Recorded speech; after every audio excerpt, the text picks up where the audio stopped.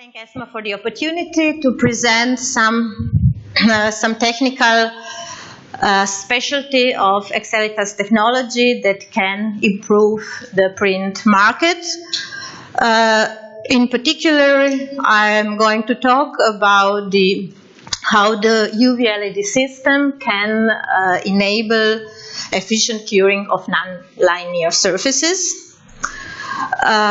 Maybe somebody noticed, just like a notice in up front, there are many systems now on the market, but if you notice, it's always good to have to choose. You know, you can always choose which one would you like, which one is the better. That's the same as a laser pointer.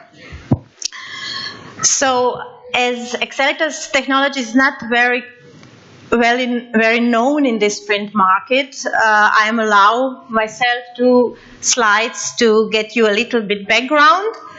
So the name Excelitas came in the market just in 2010. It was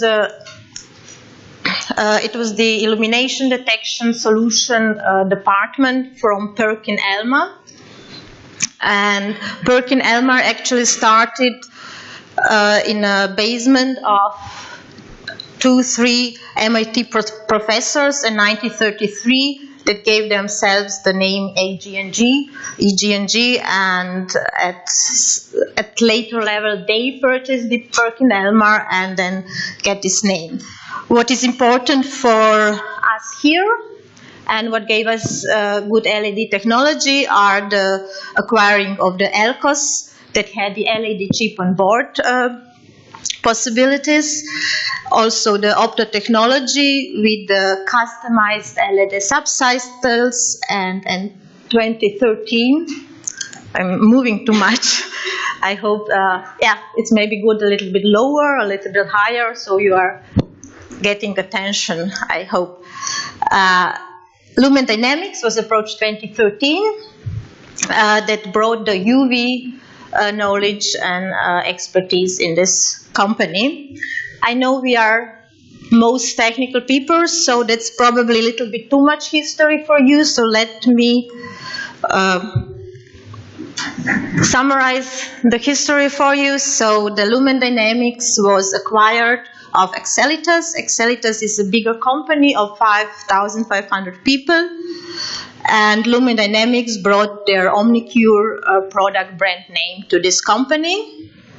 Due to the combining several experience, we have now collected 40 years LED experience, inclusive chip on board, more than 30 years in a spot curing, and we have variety in having spot curing, area curing, lamp, LED solution, air, and working on a water cooled as well. The expertise is not just making the devices that give you the light generation, but also to support you with the photochemistry understanding. We have an application lab in Canada that can make tests. We are thinking about the radiometry. Probably you are aware that it's not an easy topic, how to measure what is really the irradiance coming out or dosage coming out of the LED systems. Due to our spot curing systems, we improved the control systems to get, because you can't fight the physics. It is normal that lamps or the LEDs will get lower intensity over the ages. So the question is how to control it, and that's where we think about it. And last but not least, it's the optics that we collected the expertise through the years. If you are known, we brought in the field of LED solution the optics in front as one of the first of the market to get to use most of it, to collimate it, and not get to lose the very expensive light too soon.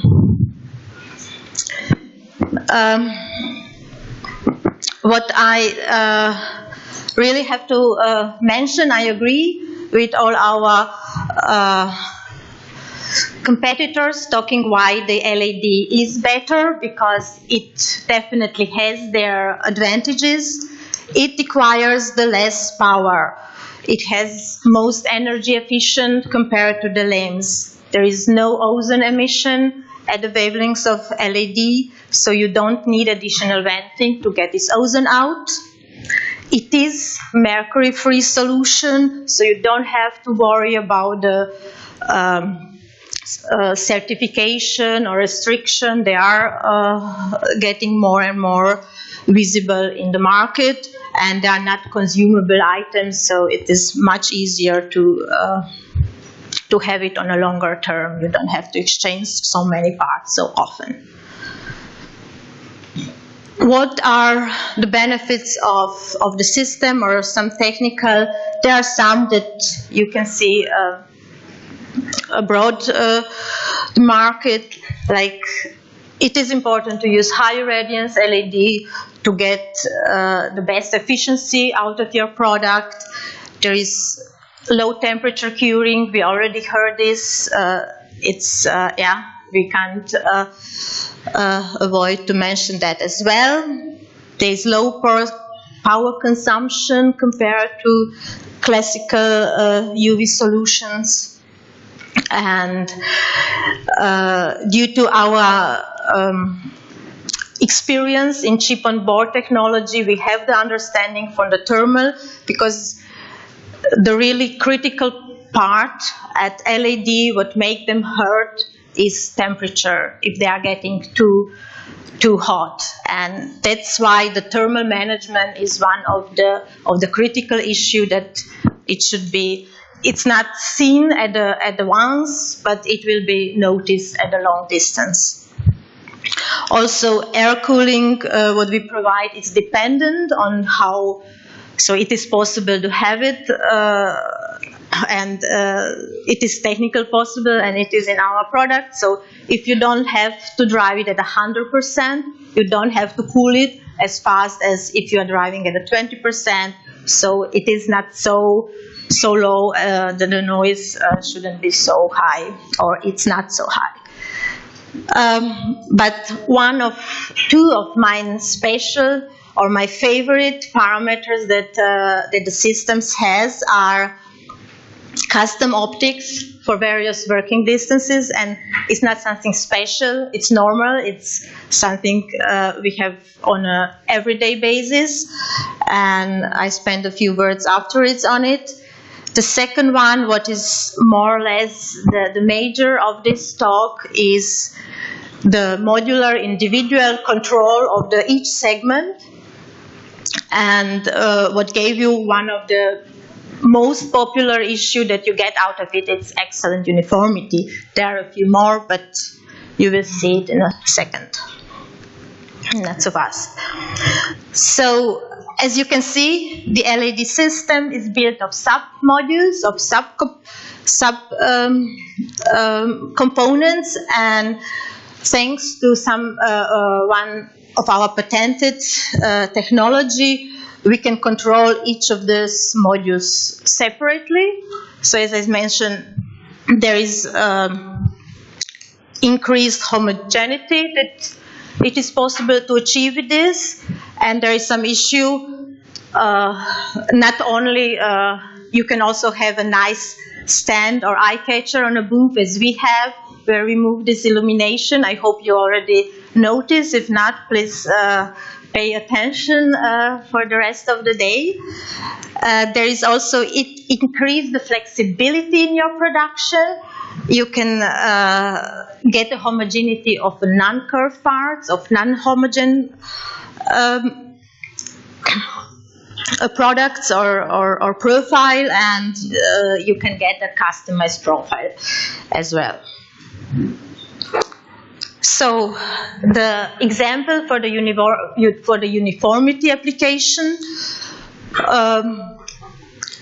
it is again physics. What is LED? That's a piece of the semiconductor material, and in the pads, every of them have some amount of the electrons or the free radicals, they are moving, they are emitting, and you can't really define so precisely how many of these electrons you will have that jump around and emit your LEDs. So if you build this semiconductor material one to each other, it is physics to have a little bit more or a little bit less irradiance out of it. What you can do, if you can adjust each of these segments separately, is to get much, much better irradiance than on the whole piece. The other things is you can use it very efficiently. You can use like the same module for the different sizes printing, and you don't have to change heads if you sometimes like print just a small etiquettes, or if you want to print something larger. And you don't have to spend all the energy always illuminating only one big piece of the LED. So you can just make on the pieces that you need and then save the energy for the rest of it. What you can also do, you can adjust the edges a little bit higher so that you don't have through the lower Gaussian kind of area at the edge to lose the width of your curing area. And the favorite of the application, then you can really do it, is if you have nonlinear surface like a ball or a wine bottle or something like this. If you are illuminating with a homogeneous light, you will get non-homogeneous light on the surface. So how to do this? Or maybe just to, why is it important to, if you have like curvature like this that you would illuminate and the radiance is like this, what will be? The working distance on the above part will be much less than the working distance from the LED to the downer part. And you can see here is just, I don't know if you can read, but I'll read for you. It's like at 1 millimeter working distance, you have 9.5. At 3 millimeter, it's 10%, almost 10% lower. It's less than 8. So although the parts can be just like 2 millimeter or 4 millimeter distance in their shape, it will be a huge difference in the radiance that this particle will see or this part will see. So that's how we can adjust this is kind of easy. You just adjust the submodules in the way simulated here, for example, shown here, or shown here, so that you make more irradiance on these parts that had a longer working distance and less irradiance on the parts that had a small distance. So out of your module, you will get very inhomogeneous light, but on your part that you want to cure, it will be very homogeneous. There are some other examples what's made in the lab and just for your convenience that you can enjoy it. There is a few technical specialty that a few products have. I will just go briefly through it, but it's also for your convenience. You will get a copy, or you can download the copy if you make a feedback for this show, and then you will have it in case you didn't catch it at our tabletop. So that's the right one. Like, yes, the pinning unit, the small unit that is usually made very near to the inkjet heads behind it. It is important to have as the angle as small as possible. So the combination, this result of 34 output angle is a combination of the flat surface outside, the curved surface inside, so it is collimated, and it has the flat surface outside, and that is the peak irradiance measured.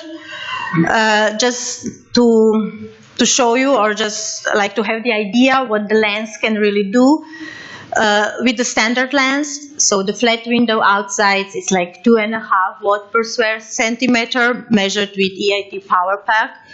We figured out it is always good to say how we measure it, because otherwise it's the different measurement devices may give you the different measurement results. And if you put a special lens, you can get like not just easy, but almost easy 4 watt out of it. So that's what the optics there are, or what their influence may be. At this area, I want to show you something else, and that's yes, this is true that if the air cooling goes on the side out, it may influence your inkjet. So that's why we were thinking of it, and we put like air deflectors to get it not directly to the inkjet. But what is the reason to put it like this? Why we put it in the first place, you would ask, and I can say you in a second. It is, as I told you, we have the experience of the chip-on-board manufacturing, and the thermal is the critical factor that can destroy your LED. And it is shown. We did a few, or we did actually one product as well in the other way. You can cool it much more efficiently if you press the cool air down to your LED and put it out on the side, compared to if you try to suck it from the side and then go up. So it is always a compromise. Somehow, would you like we were more focusing to get the best technical solution, to know that your LEDs are going to live the life that we are talking about, like 20, 40,000 hours? But then, of course, we have to think together with you. If the air going out here is disturbing you, we have to think how to join both things together. The other thing is also for if you want to have the collimation, so you need a curved surface, but you are in a print environment where there is dirty and you want like a flat surface to clean it, you can combine both and then put like just a protective window in the front that can be removed, that can be or clean much easier. Also, putting some reflectors on side, you will actually earn this part of energy. What's on a Gaussian part goes aside. You will put it back in your field, back in the field that you want to cure. So those are some specialty that they are possible with this kind of solutions. The large one, they are made very easily to join. So you have a part here, you just screw it out, you put one of the another, and you can see like in a typical longer distance, you can hardly see that it's a joint. It's like two devices instead of one. What is also one example what a special lens can do, like our standard 8 system have 8.5 watt. If we remove the lens, we can get with a flat window much closer to LED. So you will get 9.2 watt in front of it. But this one will release their energy much faster. So it will go on much faster than in the case of the curved one, of the a little bit collimated or better collimated. If you really focus it much harder, like to have 1 millimeter in the curing area or a few millimeters, you can even get, instead of 9, you can get 12 watt per centimeter. So that's, you shouldn't forget, it's not just LED.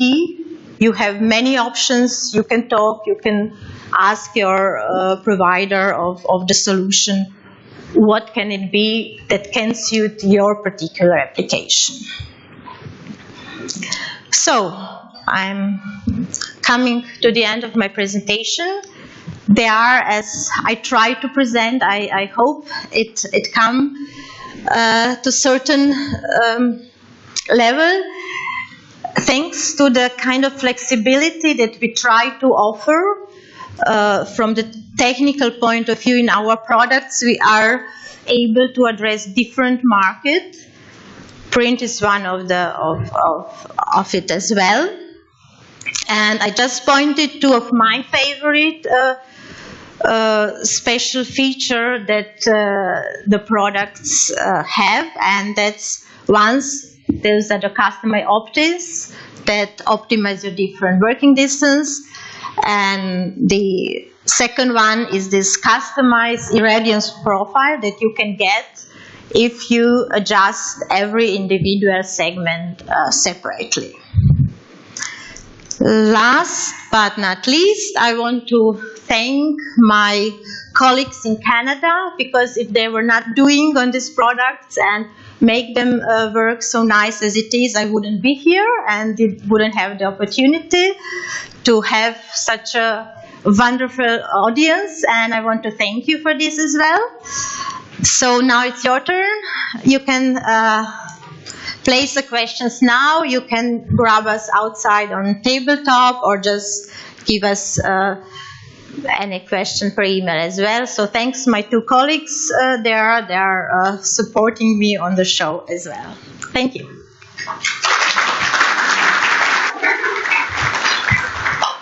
Thank you very much, Tanja, for an interesting presentation. Are there any questions from your side? Yes, please.